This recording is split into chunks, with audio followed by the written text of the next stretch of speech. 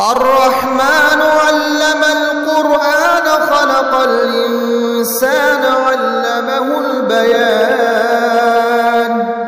الشمس والقمر بحسبان والنجم والشجر يسجدان والسماء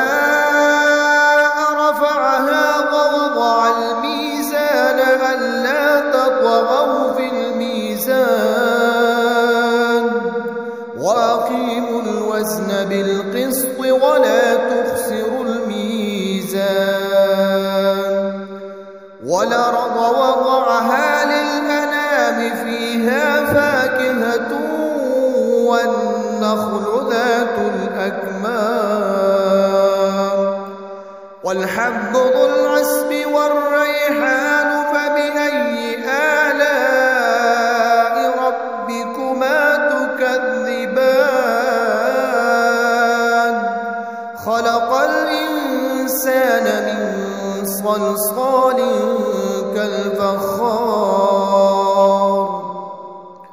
وخلق الجن من مارج من نار فبأي آلاء ربكما تكذبان رب المشرقين ورب المغربين فبأي آلاء ربكما تكذبان مرج البحرين يلتقيان بينهما برزخ لا يبغيان فبأي آلاء ربكما تكذبان يخرج منهما اللؤلؤ والمرجان فبأي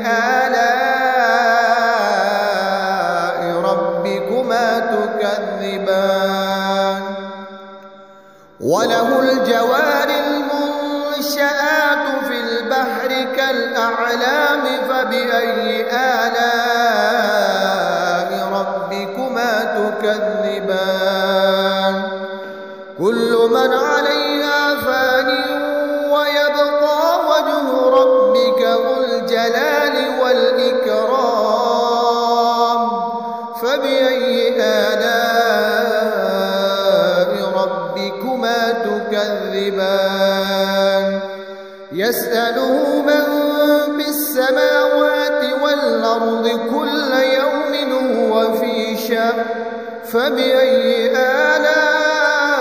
آلاء ربكما تكذبان سنفرغ لكم أيها الثقلان فبأي آلاء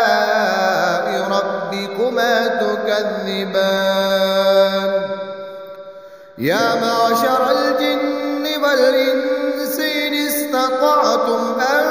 تنفذوا من أقطار السماوات والأرض فانفذوا لا تنفذون إلا بسلطان فبأي آلاء ربكما تكذبان يرسل عليكما شواظ من نار ونحاس فلا تنتصران فبأي آلاء ربكما تكذبان فإذا انشقت السماء فكانت وردة كالدهان فبأي آلاء ربكما تكذبان فيومئذ لا يسأل عن ذنبه إنس ولا جان فبأي آلاء ربكما تكذبان يعرف المجرمون بسيماهم فيؤخذ بالنواصي فبأي آلاء ربكما تكذبان هذه جهنم التي يكذب بها المجرمون يطوفون بينها وبين حميم آن فبأي آلاء ربكما تكذبان ولمن خاف مقام ربه جنتان فبأي آلاء ربكما تكذبان ذواتا أفنان فبأي آلاء ربكما تكذبان فيهما عينان تجريان فبأي آلاء ربكما تكذبان فيهما من كل فاكهة زوجان فبأي آلاء ربكما تكذبان متكئين على فرش بطائنها من استبرق وجنى الجنتين دان فبأي آلاء ربكما تكذبان فيهن قاصرات الطرف لم يطمثهن إنس قبلهم ولا جان فبأي آلاء ربكما تكذبان كأنهن الياقوت والمرجان فبأي آلاء ربكما تكذبان هل جزاء الإحسان إلا الإحسان فبأي آلاء ربكما تكذبان ومن دونهما جنتان فبأي آلاء ربكما تكذبان مدهامتان فبأي آلاء ربكما تكذبان